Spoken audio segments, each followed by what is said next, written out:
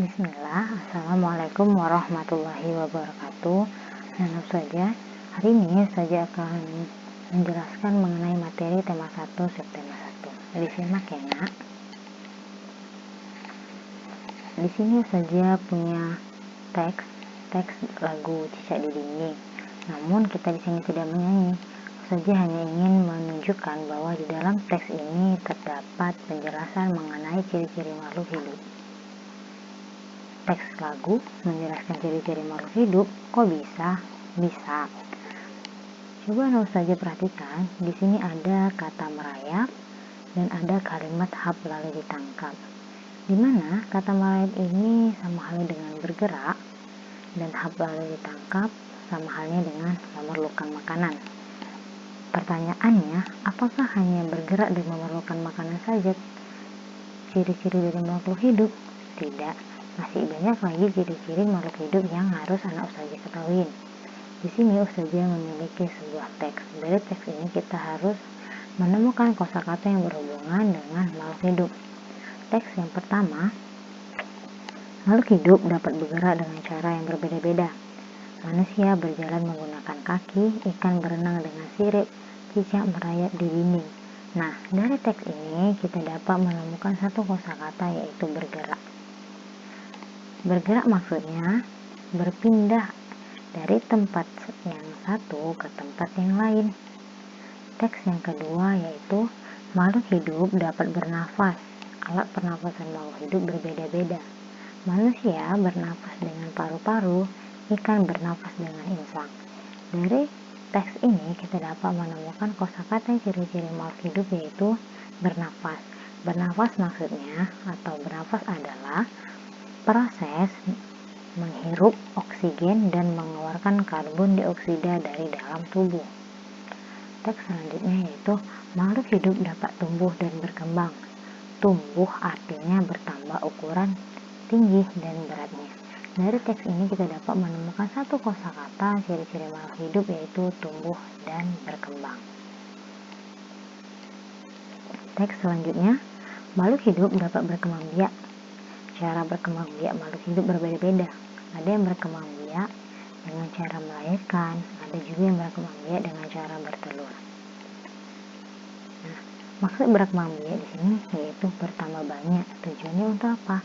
Tujuannya agar makhluk hidup dapat meneruskan keturunannya dan tidak punah. Nah, apa hanya melahirkan bertelur saja perkembangbiakan dari makhluk hidup? Tidak, ada beberapa makhluk hidup yang berkembang biak dengan cara bertelur melahirkan atau ovovivipar. Teks selanjutnya, makhluk hidup memerlukan makanan dan air. Manusia memerlukan tumbuhan dan hewan untuk makan. Sebagian hewan juga memerlukan tumbuhan untuk makan. Dari sini kita dapat menemukan satu kosakata ciri-ciri makhluk hidup yaitu memerlukan makanan.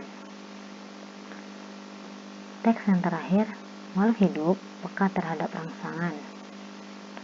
Kepekaan makhluk hidup terhadap rangsangan berbeda-beda.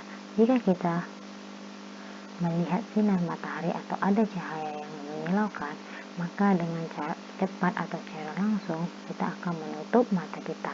Nah, itu merupakan contoh dari peka terhadap rangsangan. Sama halnya seperti tumbuhan putri malu. Putri malu juga akan menutup daunnya jika kita sentuh. Nah, dari sini kita dapat menemukan kosakata ciri-ciri makhluk hidup yaitu peka terhadap rangsangan.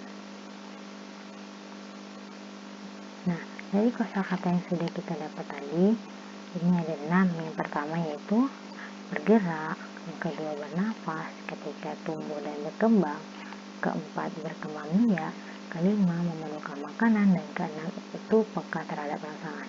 Jadi, semua makhluk hidup memiliki ciri-ciri keenam ini.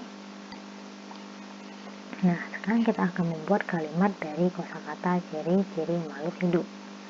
Di sini saja punya contohnya, yaitu yang pertama kosakata bernafas. Kalimatnya ikan bernafas dengan menggunakan insang. Kosakata bergerak, kalimatnya cicak bergerak dengan cara merayap. Kosakata tumbuh dan berkembang, kalimatnya Setiap makhluk hidup mengalami proses tumbuh dan berkembang. Kosakata berkembang biak, kalimatnya ayam berkembang biak dengan cara bertelur. Kosakata memerlukan makanan, kalimatnya semua makhluk hidup memerlukan makanan untuk hidup. Kosakata peka terhadap rangsangan, kalimatnya daun putri malu akan tertutup jika disentuh. Nah, jadi itulah contoh kalimat dari kosakata ciri-ciri makhluk hidup yang sudah kita temukan dari teks tersebut. Sekarang kita lanjut ke makna sila. Di sini ada sila pertama pada Pancasila, yaitu bunyinya ketuhanan yang Maha Esa. Lambang sila pertama adalah bintang. Kenapa lambangnya bintang? Karena lambang bintang ini menunjukkan bahwa bangsa Indonesia menyatakan kepercayaan dan ketakwaan terhadap Tuhan Yang Maha Esa. Taat terhadap perintah Tuhan dilaksanakan dengan selalu menjalankan perintah Tuhan dengan baik. Selain itu juga harus saling menghormati kepercayaan orang lain. Nah, terus bagaimana contoh pengamalan sila pertama dalam kehidupan sehari-hari?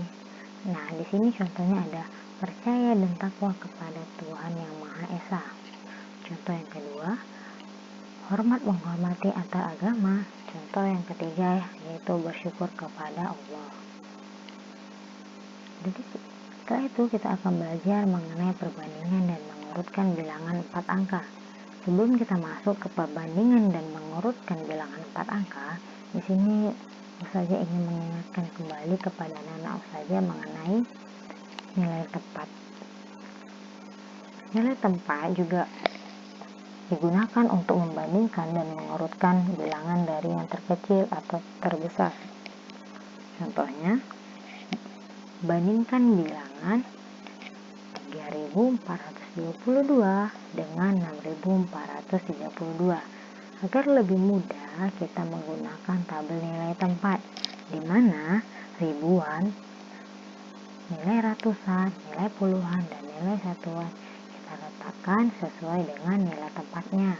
Misalnya, 3 memiliki nilai ribuan, 4 memiliki nilai ratusan, 2 memiliki nilai puluhan, dan 2 memiliki nilai satuan. Nah, dari tabel ini anak Ustazah dapat melihat mana perbedaannya. Nah, untuk membandingkan suatu bilangan, anak Ustazah hanya berfokuskan kepada bilangan yang paling kiri, berarti dari ribuan. Nah, karena ribuannya itu berbeda, maka kita lihat, nah ternyata ribuannya itu berbeda, 3 dan 6. Nah, antara 3 dan 6, manakah nilai yang paling besar? Ternyata nilai yang paling besar adalah 6. Maka dari itu, jadi 3.422 lebih kecil dari 6.432. Nah, ini lambang yang harus anak Ustazah ingat untuk membandingkan suatu bilangan. Contoh yang lain,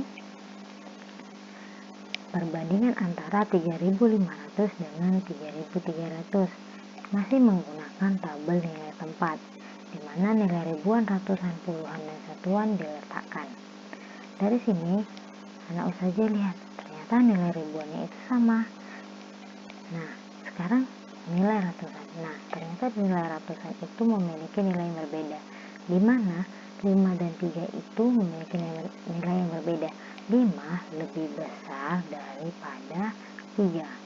Maka dari itu hasilnya 3.500 lebih besar dari 3.300. Sekarang kita mengurutkan bilangan. Kita urutkan bilangan dari bilangan terkecil. Ada 1.150, 1.105, 1.005, 1.115, dan 1.125. Nah, dari bilangan ini manakah bilangan yang paling kecil? Nah, biar lebih mudah kita menggunakan tabel nilai tempat. Nah, untuk mengurutkan bilangan, Sama halnya dengan cara membandingkan. Kita lihat perbedaan dari nilai tempat bilangan tersebut. Nah, dari tabel ini sudah bisa kita lihat mana perbedaannya. Maka bilangan terkecil yaitu dimulai dari 1005, 1105, 1115, 1125, 1150. Itulah urutan bilangan dari yang terkecil. Sekarang kita akan mengurutkan bilangan terbesar. Ada 3330, 3303, 3333, 3332, dan 3300. Nah, masih sama menggunakan tabel nilai tempat. Di sini ternyata ribuannya sama, nilai ratusan sama, dan ternyata nilai puluhan dan satuannya berbeda. Yang kita lihat yaitu nilai puluhannya. Maka dapat kita simpulkan bahwa bilangan terbesar dimulai dari 3333, 3332, 3330, 3303, dan 3300. Itulah penjelasan mengenai tema 1, subtema 1. Semoga apa yang sudah Ustazah jelaskan tadi dapat Ananda pahami. Apabila ada pertanyaan ataupun materi yang kurang dipahami, Ananda boleh langsung WA ke nomor Ustazah. Dan Ustazah akhiri dengan Assalamualaikum warahmatullahi wabarakatuh.